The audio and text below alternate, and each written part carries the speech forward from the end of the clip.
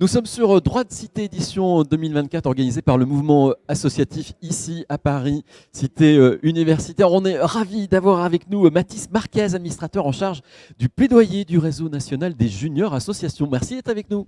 Bonjour Olivier, merci.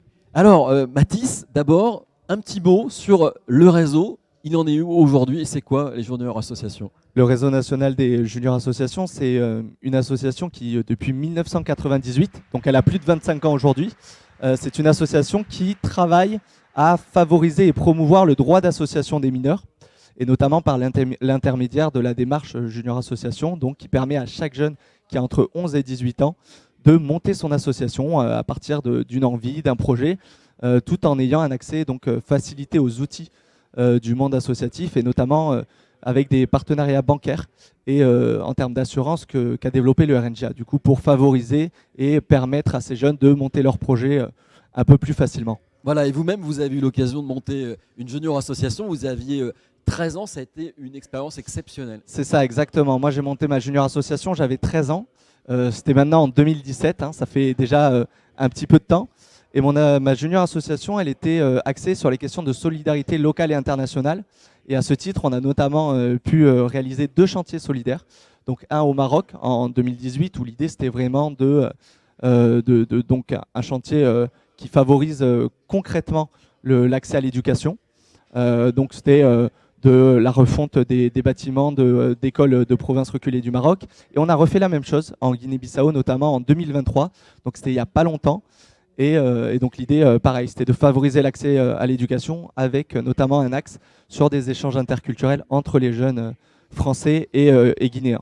Donc vous défendez l'importance du droit d'association des mineurs. On ne reconnaît pas assez l'engagement des plus jeunes et ça a quelles conséquences?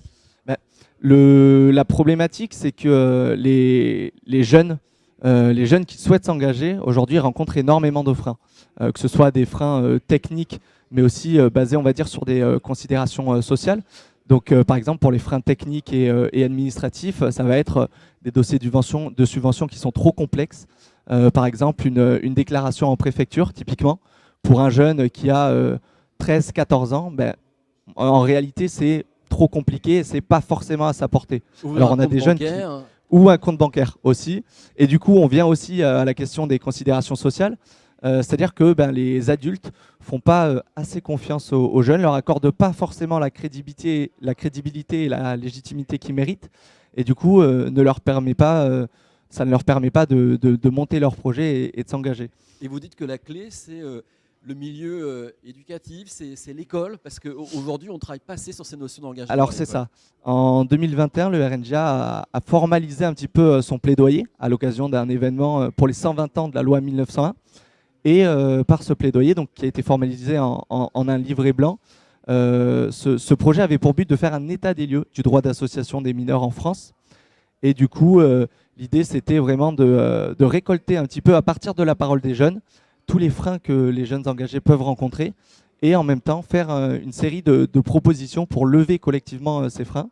Et donc on a eu un gros axe sur la question de l'éducation et donc de l'éducation nationale, parce qu'en réalité les jeunes passent la plupart de leur temps dans leur établissement scolaire. Et en réalité on se rend compte, c'est ce que nous disent les jeunes au quotidien, on se rend compte que les établissements scolaires ne sont pas forcément des lieux qui permettent, qui favorisent l'engagement et la création de projets.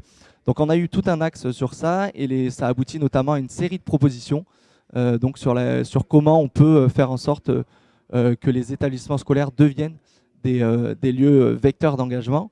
Et ça passe notamment par exemple par le fait d'aménager des temps et des espaces pour que les jeunes puissent créer, monter et gérer leurs projets. Alors une dernière question, vous co-organisez donc l'atelier de droit de cité jeunes et européens et européennes.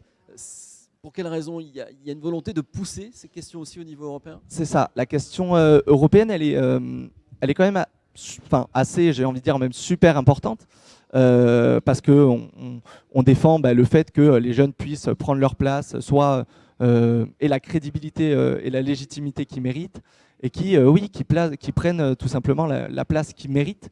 C'est-à-dire qu'on entend souvent que les jeunes sont les citoyens de demain. C'est une formule un petit peu bête parce que en soi, les citoyens, les jeunes sont des citoyens aussi d'aujourd'hui. C'est-à-dire qu'aujourd'hui, on a des jeunes qui s'engagent, contrairement à ce qu'on entend. Les jeunes s'engagent. Alors, ils ne s'engagent pas forcément sous les formes,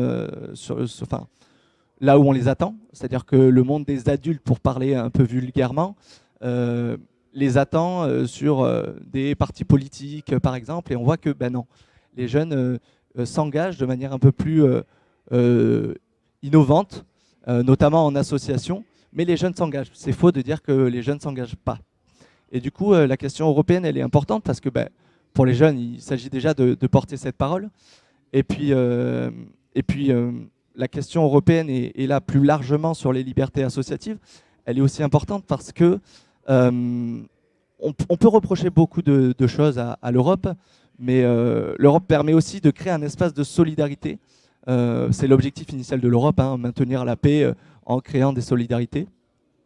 Et du coup, c'est super important pour le tissu associatif de faire ce lien, et notamment parce qu'on se rend compte que on est dans un contexte où les libertés associatives sont pas mal mises à mal, que ce soit en France, mais aussi en Europe, et notamment avec la question de la montée de l'extrême droite. Et Claire Toury l'a rappelé tout à l'heure dans son discours d'investiture, on porte des valeurs. Et donc, c'est important, je pense, de porter ces valeurs pour permettre à tout le monde de s'engager et de faire le lien entre les associations. Merci beaucoup Mathis Marquez, administrateur donc, en charge du plaidoyer pour le réseau national des juniors associations. Merci Olivier.